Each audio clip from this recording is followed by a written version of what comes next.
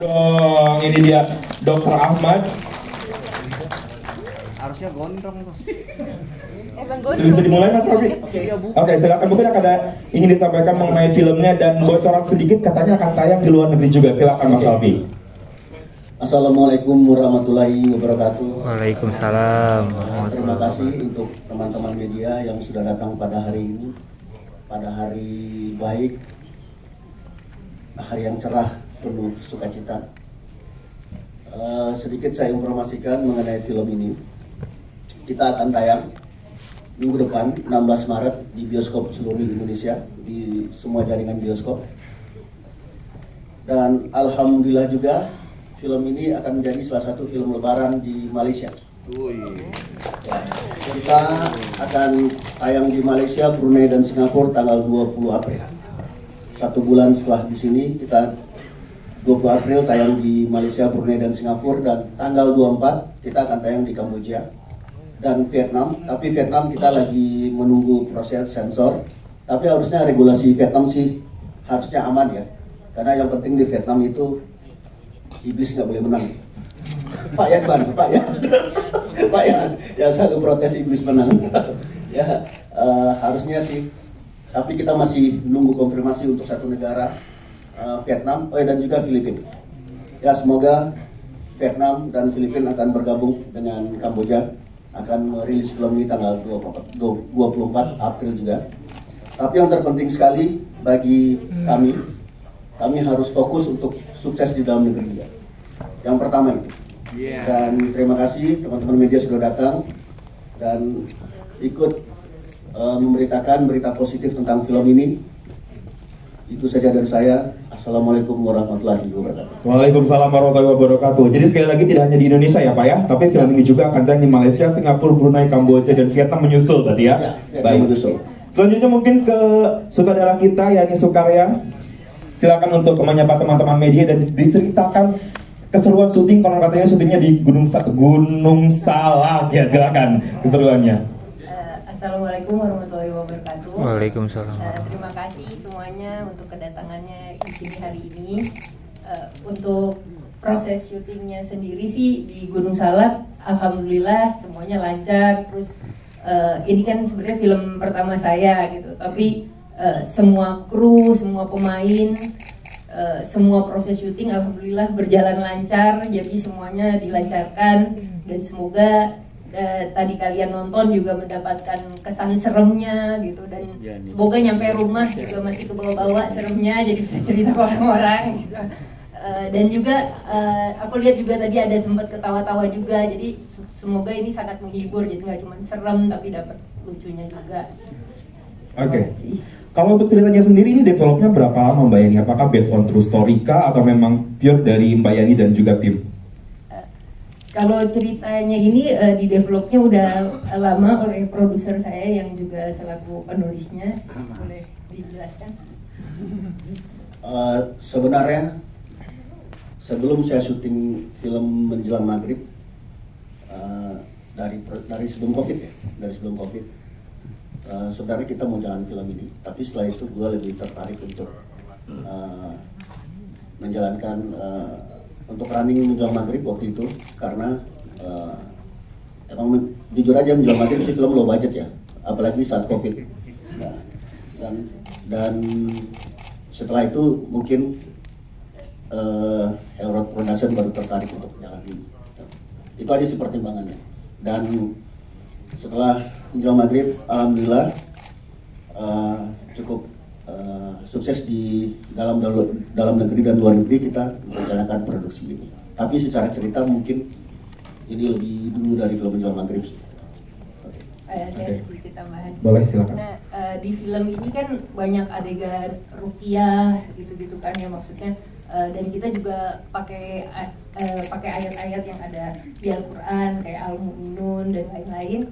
Nah itu juga kita tuh pingin ngasih tahu gitu, kalau misalnya kita lagi ada masalah di kehidupan kita atau apa, kita larinya kembali lagi kepada Tuhan sih. Jadi maksudnya nggak cuma film horor aja, tapi kita juga pingin ada pesan baiknya lah kepada orang-orang yang nonton. Baik, luar biasa ya.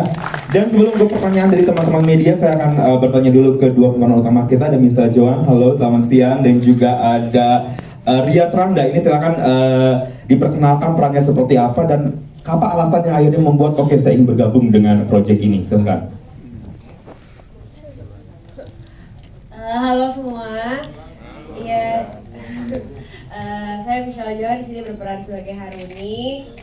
Kalau diceritakan karakter Haruni seperti apa, semua udah nonton ya. Haruni ini ya intinya di sini nggak ada, dikit lah bisa dihitung jari sih aku cantik gitu. Sisanya adalah kalau nggak mengerang teriak-teriak gitu. Tapi justru itu yang bikin aku tertarik banget sama karakternya Haruni, karena belum pernah dapat peran perempuan kesurupan gitu. Dan setelah aku baca ceritanya juga pada dasarnya kenapa dia bisa sampai kesurupan dan bisa sampai melakukan pasang susu segala macam, alasannya adalah karena dia punya hati yang baik, karena dia sebenarnya sayang sama adiknya, ingin membantu adiknya supaya bisa berobat, tapi ya caranya itu yang salah gitu. Jadi sebenarnya secara karakter aku suka banget sih sama karakternya Haruni dan merasa tertantang banget harus memerankan karakter yang baik, tapi ya itu pada akhirnya kesurupan dan harus memerankan si karakter yang kesurupan ini. Jadi sempat ngobrol juga banyak sama Kayani sih sebelum syuting ya, kayak kita nonton exorcism segala macam, film-film zaman dulu tentang ya itu tentang perempuan yang kesurupan lah, yang berhubungan dengan iblis dan lain-lain gitu. Jadi explore karakternya kali ini seru banget dan semoga bisa membuat kalian semua percaya gitu kalau emang si Haruni itu benar-benar peran kesurupannya itu benar-benar dapat gitu. Oke. Sampai serak gak sih itu tadi teriak ngerang mulu? Oh jangan sedih, setiap habis take sedian teh anget karena suaraku pasti habis itu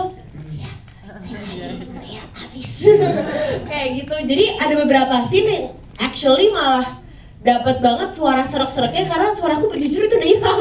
Jadi seraknya serak beneran berarti ya itu ya? Serak beneran udah mau hilang itu suaranya, jadi justru malah dapat banget gitu. Oke, terima kasih Mr. Johan. Silakan selanjutnya Randa di belakang, yang mungkin teman-teman di sini wajah sudah tidak asing lagi di layar televisi ya. Silakan, ini merupakan debut filmnya dari Randa. Silakan. Baik, assalamualaikum warahmatullahi wabarakatuh. Waalaikumsalam. Selamat sore semua rekan-rekan media. Terima kasih atas waktu yang telah diluangkan untuk bersama-sama hadir di acara peluncuran lah ya, premier ya. Belum premier ya kalian ya? Preskon dulu. Ya, preskon bersama media. Randa ucapkan terima kasih banyak. Dan yang Randa rasain pada hari ini ya kaget juga sebenarnya, kaget. Senang juga yang pasti karena memang pada film Iblis Dalam Darah ini adalah debut pertama Randa di film layar lebar, dan Randa bersyukur dan berterima kasih juga untuk Ibu Sutradara, ada Ibu Yani dan Pak Helvi juga yang di dalam film ini benar-benar Randa dibimbing, dikasih kepercayaan, dikasih support, dikasih pemahaman bahwa bagaimana memerankan sebuah karakter dalam film layar lebar. Dan juga cerita yang menurut Randa luar biasa membangkitkan sebenarnya Randa pribadi adalah orang yang punya empati tinggi, dan di film ini juga ternyata kepake juga empati selama ini. Biasanya empati itu bikin Randa capek sih kadang-kadang, lihat orang aduh kasihan, kadang orang juga nggak kasihan sama Randa gitu kan. Tapi di film ini ternyata empati itu juga kepake gitu loh, gimana seorang dokter Ahmad yang memang sebenarnya dia dokter umum, cuman karena ngelihat si Hanum kasihan gitu, tiba-tiba udah disiapin operasinya supaya bisa sembuh, tiba-tiba nggak bisa operasi karena memang keterbatasan biaya gitu. Akhirnya dokter Ahmad penasaran, kok bisa gitu loh, padahal satu-satunya jalan itu adalah operasi gitu. Akhirnya dokter Ahmad main ke rumahnya dan ternyata kakaknya juga sakit si Haruni. Akhirnya disanalah empatinya dokter Ahmad tadi, akhirnya dia berusaha untuk bantu. Dan kebetulan dokter Ahmad ini kalau dari ceritanya seorang dokter, cuman dari garis keturunan keluarga memang apa itu bilangnya Pak? keturunan wali gitu loh, keturunan wali, jadi memang punya keahlian khusus, keahlian lebih di bidang hal spiritual gitu. Akhirnya dia berusaha untuk bantu gitu, sampai dia ikut ke dalam masalah itu, sampai dia kalah, sampai dia itu kan diseret-seret di dalam gua, sampai di apa itu, ditabrakin sama apa itu namanya itu yang di rumah sakit itu, kasur rumah sakit, sampai pokoknya ya kehidupan dia menderita lah, sampai mau bantu, dan ujung-ujungnya juga malah jatuh hati sama si Hanung ujung-ujungnya gitu. Oke, tapi ini menarik ya. Saya ingin bertanya mungkin ke saudara atau produser, katanya salah satu hal selain kemampuan aktingnya Randa, juga kemampuan mengajinya yang luar biasa sampai akhirnya memikat sutradara dan produser. Apakah seperti itu? Silakan. Iya, jadi Randa itu waktu kita casting kan kita langsung suruh membacakan ayat gitu kan. Nah terus ya ternyata dia bagus sekali gitu baca ayatnya, karena itu kita cari. Itu yang emang kita cari gitu, maksudnya karena susah juga dapat pemeran utama yang bener-bener dari kayak dia ngajinya tuh tajwid sama makromnya bagus gitu. Alhamdulillah akhirnya dapat gitu. Dan juga nggak cuma ngajinya, tapi aktingnya juga bagus. Ngajinya, aktingnya, dan nyanyinya bagus tuh dia. Oke. Pak produser ingin tambahkan? Oh ya, sedikit nambahin soal Randa tadi, cerita ini tentang gimana, tentang empati ya. Karena mungkin itu sudah mulai hilang, udah mulai pupus dari bangsa kita ya. Karena lihat aja sekarang banyak yang orang lebih memperkaya diri sendiri.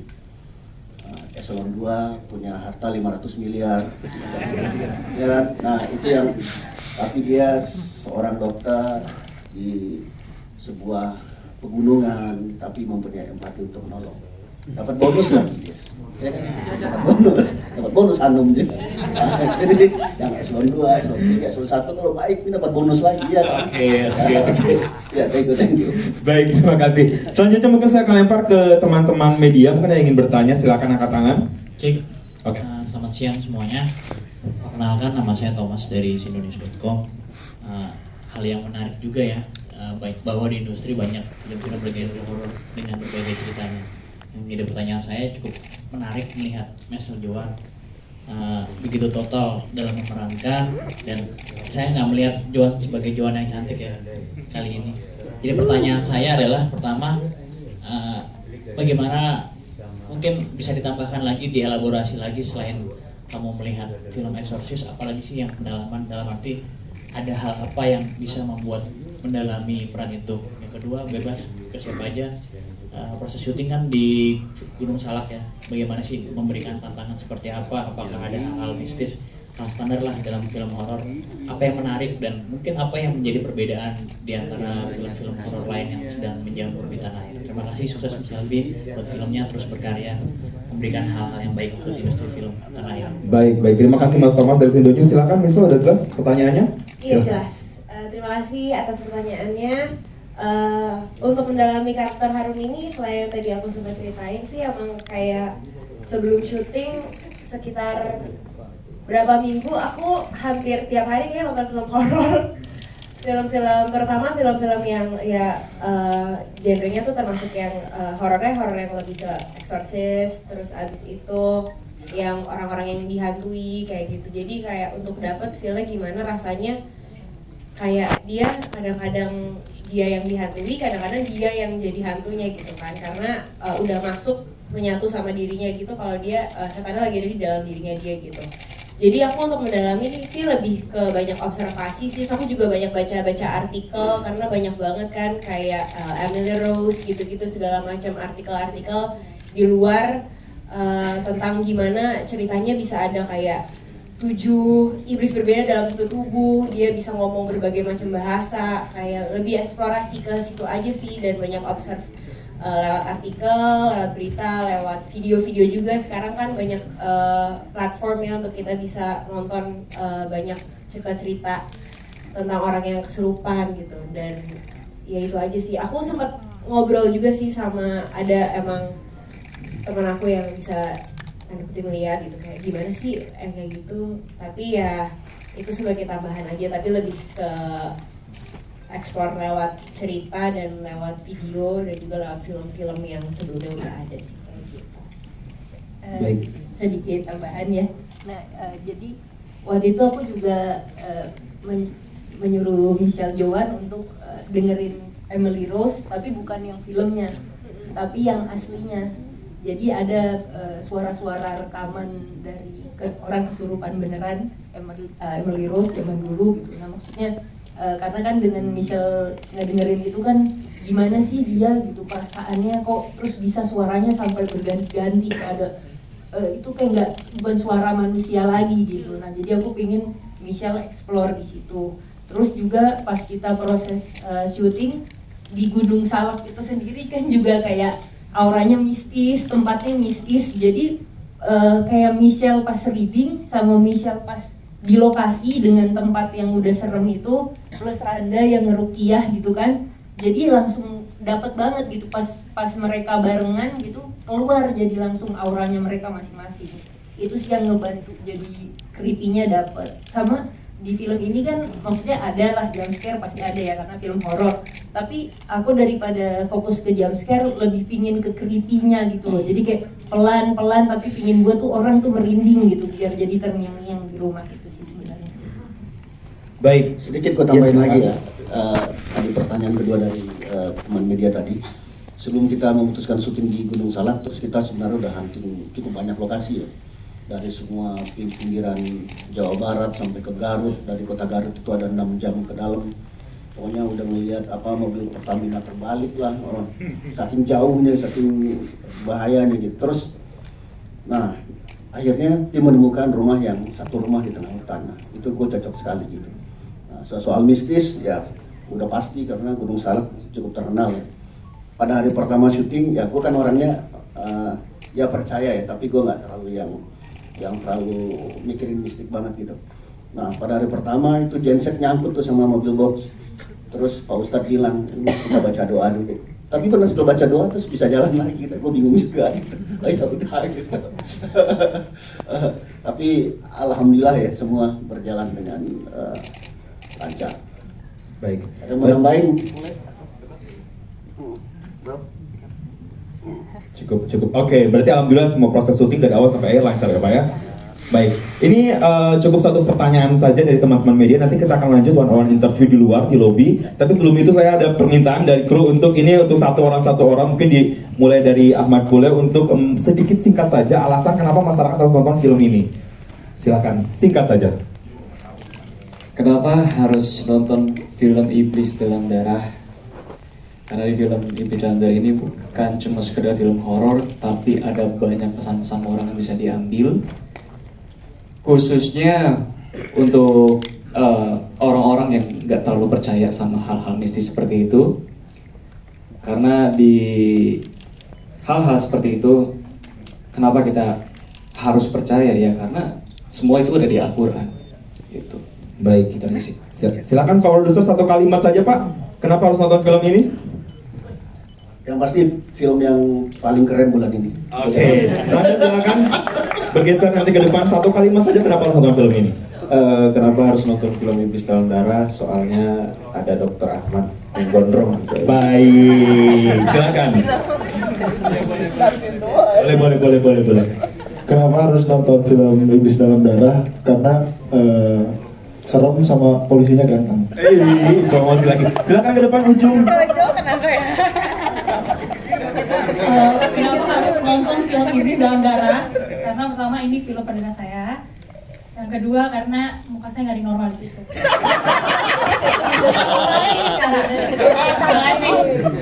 Silakan. Geser.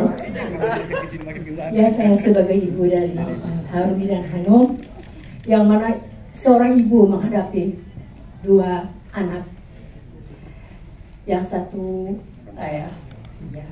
itulah tadi yang dia pakai susu sampai begitu parahnya sampai dia kemasukan iblis, dan sungguh berat seorang ibu mengalami dua anak yang begitu sangat memilukan, dan adiknya Hanum juga hampir buta.